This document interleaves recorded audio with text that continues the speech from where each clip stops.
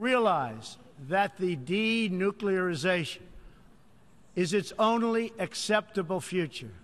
The United Nations Security Council recently held 2 unanimous 15-0 votes adopting hard-hitting resolutions against North Korea, and I want to thank China and Russia for joining the vote to impose sanctions, along with all of the other members of the Security Council. Thank you to all involved. But we must do much more. It is time for all nations to work together to isolate the Kim regime until it ceases its hostile behavior.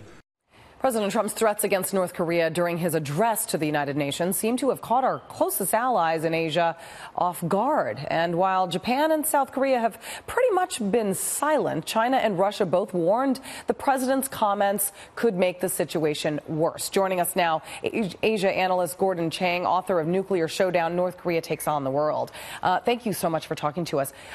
China, Russia are two key constituents. They are two key pieces of this puzzle. And basically, he is saying that, it's time for us to get together or we're going to destroy North Korea. They, meantime, have been blindsided by those words because we're talking about 25 million people who currently live in North Korea.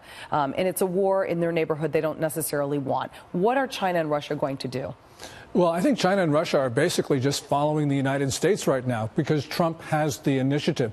And we got to remember that what the president said was, yes, we will totally destroy North Korea. But that was after the words, if we are forced to defend ourselves or our allies. Yep. And so what Trump really did was he restated American deterrence policy. He put it in different words. The choice of words, though, is really catching attention, not only in the Chinese and the Russians, but also the Japanese and South Koreans, as you point out. I want to point out the Japanese because they have been extremely silent, a deafening silent from the president there, considering, North Korea's most recent launch over Japan. But what do you make of the silence from Japanese Prime Minister Shinzo Abe, who basically up until now had backed President Trump's stance on North Korea, and now not much? Yeah, this is surprising because Abe has always been much more resolute than the United States. And indeed, previous Japanese prime ministers have also been much more determined than we are. So for him not to say anything about this really does take us by surprise. And it really shows, I think, that the Japanese are now starting to really be concerned about events in the region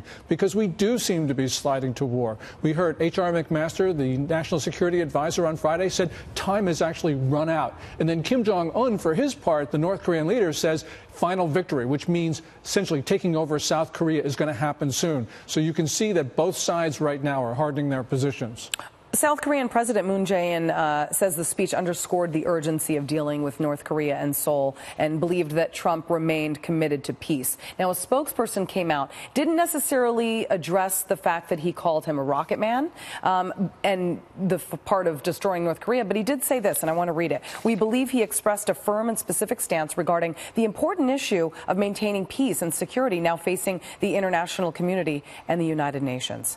So they want peace. And Seoul knows they're in the direct line of any potential threat from North Korea. What do you make of possible plans by the United States to shoot down all future missiles, regardless of its trajectory? And what kind of danger does that put Seoul in the case of a counterattack? Yeah, anything that we do on a military point of view is going to at least theoretically risk a retaliation on Seoul. But there are a number of things that I think that we absolutely need to do. So, for instance, we should be boarding ships of the North Koreans selling missiles to Iran and chemical weapons to the Syrians. Every time we see those pictures of Syrian children gassed, that's because of North Korea. And it's also because we have allowed that to occur by not interdicting these ships. But, in terms of shooting down missiles, which you talked about, if a missile is going anywhere close to Guam, we probably will do that. And we should do that because, we don't know whether that missile is actually going to go off the waters, which is what they've promised to do, the North Koreans promised to do, or whether it will actually land on the island itself. So we need to protect Americans. Guam is part of the United States.